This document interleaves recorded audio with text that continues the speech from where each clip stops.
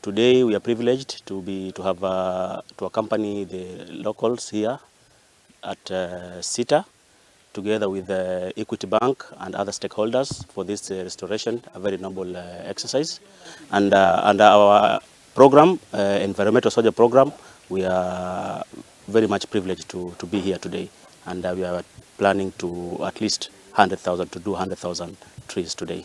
Today, we are able to plant 100,000 trees. That is only for today. So in coordination with the KFS, also the KDF, who are also here. In 2024, we are committed to plant, that is 30 million trees, that is in 2024, and this is in support with the government initiative that the government of Kenya would want to increase the forest cover by 30%. That is an increment of 30% by the year 2027. So in coordination with the Kenya Forest, we are able to identify areas that need urgent forest cover, and the Kenya Forest staff are also in partnership with us in enabling us to identify the species that the correct species that are to be planted in specific areas. Tumeshirikiana na ndugu zangu, mama na dada zetu kwa kupanda hii mikoko, kwa sababu hii mikoko ni faida kwetu.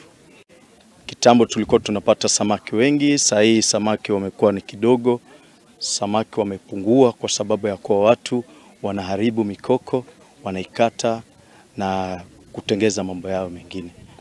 Kwa leo tumeamua tushikane mabega kwa mabega ili tuone hii miti tunaweza kuhifadhi.